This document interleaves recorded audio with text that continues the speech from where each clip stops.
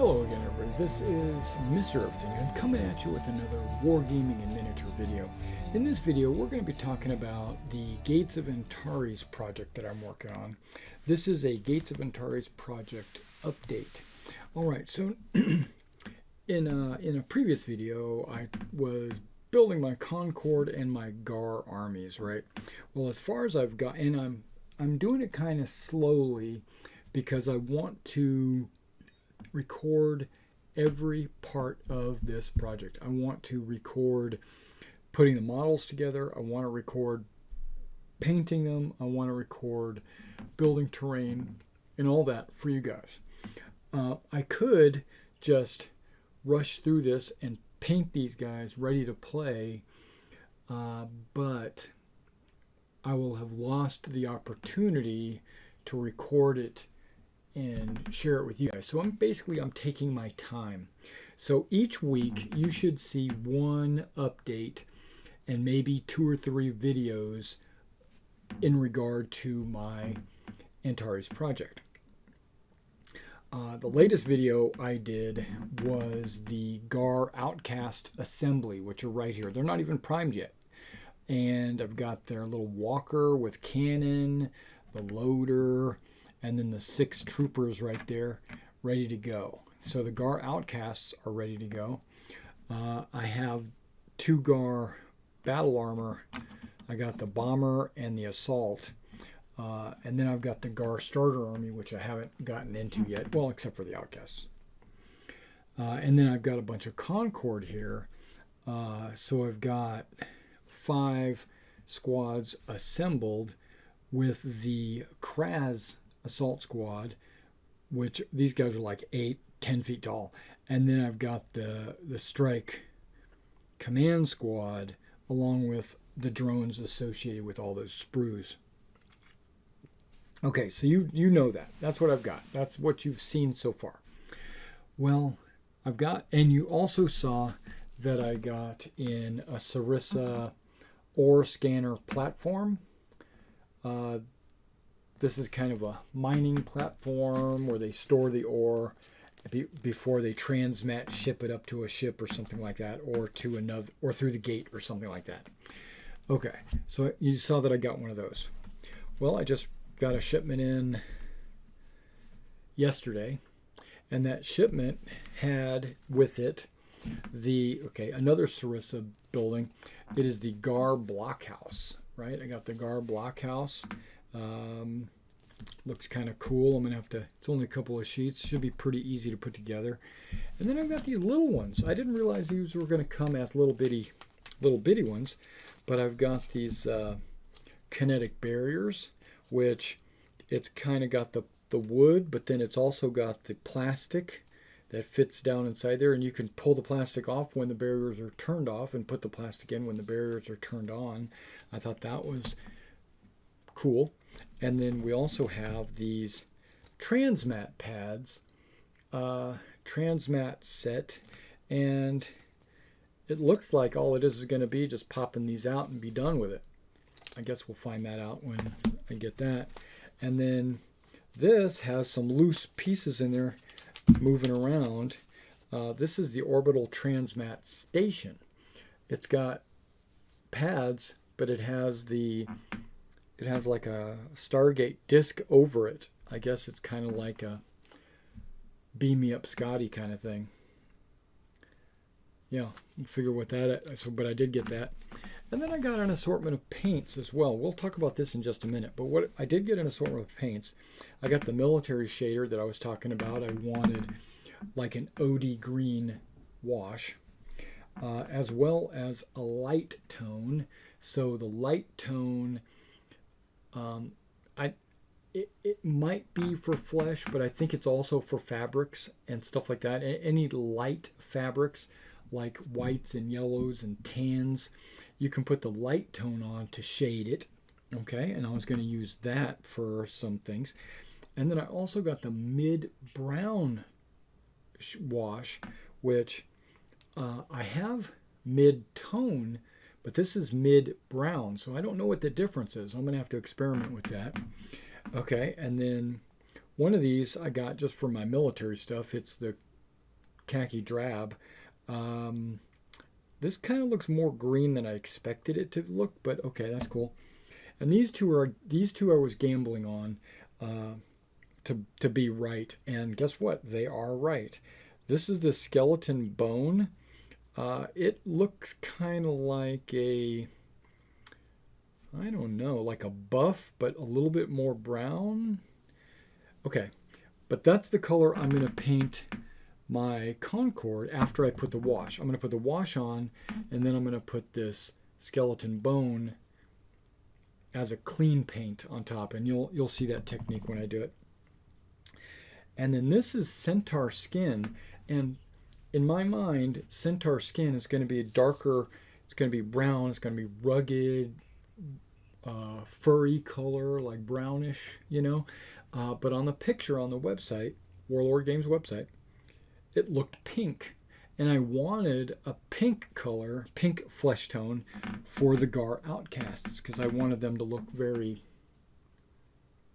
I don't know, pink. And lo and behold, this centaur skin is pink. It's kind of a pinkish pink.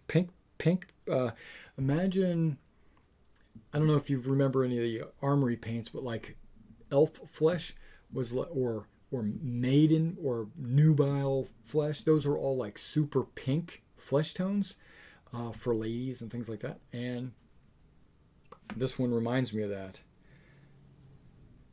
You know, I think I want to get a War Painter Army paints set, because it seems like every one of these Army war paints that I've picked up, I've kind of liked the color and the washes and stuff. So we're going to use those when I start painting. So the Gar, I got some flesh for them.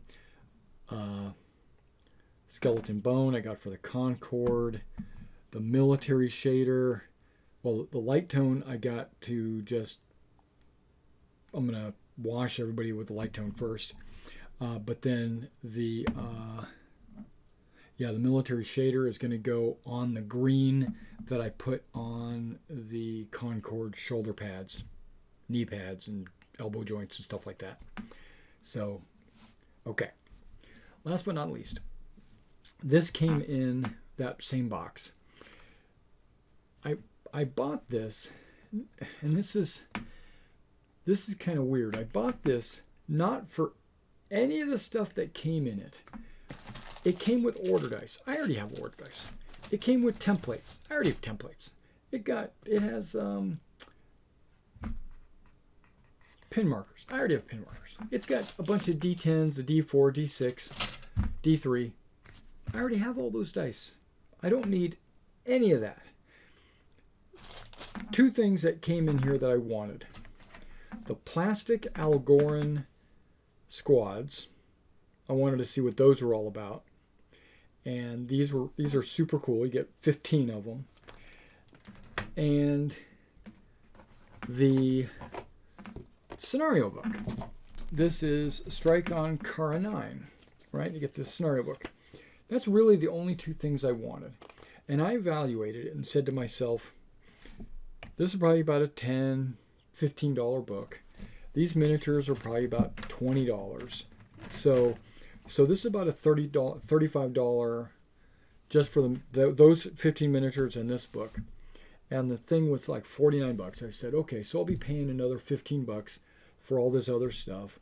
It's a good deal. Let's go ahead and get it. I got it in yesterday. I resisted the urge to open this up because I wanted to record the contents for you guys, which I did film the video. I haven't uploaded it yet.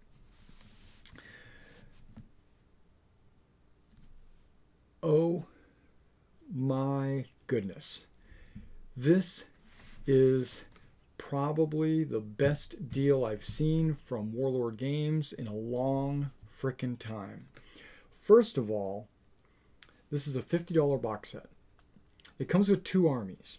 They're not big armies. They're 3 squads and they're 3 squads each, right? That's about 60 bucks just for the 2 squads. I mean, the 2 armies. That's about $60. The templates, 10 bucks. The or $8, and the I keep forgetting the name. The pin markers, that's another $8. The dice, you probably get that for 1, 2, 3, 4, 5, 6, like $6. Plus this, probably another $3. Are you doing the math in your head? This book, $10. But here, this is what just blew my mind. You get a hardback rule book in this starter army. The starter army costs the same as a hardback rule book. Don't buy the rule book. Get this freaking starter army or starter set. You get all the stuff you need to play and the rule book. I was like, why did I buy the rule book? I could have bought this. But so now I've got 2 hardback rule books. Christmas is coming up. I don't know. Wow. And it comes with a quick reference sheet that I didn't get when I bought the rule book, and it's not anywhere in the rule book. Well, maybe it is in the back. But it's like a cardstock quick reference sheet. And it's 1 page, and it comes with a couple of rulers. Not that I need any rulers, but you get a bunch of scenarios, how to play, how to put models together, how to paint, what the world is all about, and you get a hardback rule book, and you get models and templates, dice. Yeah, it's just, I can't believe the deal you get with that. It just blew my mind. Blew my mind. All right, guys, so really I haven't done any work other than the GAR Outcasts. I just got all this stuff in yesterday. I didn't want to put any of it together ahead of time. I wanted to make sure you had the announcement tomorrow night. I think I'm going to put together a couple of these easier ones to do just to get some stuff knocked out and out of the way. Part of this project is actually cleaning some of these shelves. Like I've got to cut, because I need somewhere to put these guys. So my World War II is pretty much taken up. My medievals and Romans are pretty much taken up. My American War of Independence is all taken up. D&D is too much. Buildings and trees are too much. I only have these 2 shelves to work with, and I'm going to need to tidy that up, because that's got some loose sprues on there and some buildings that I'm probably never going to touch. I could probably tuck them up there.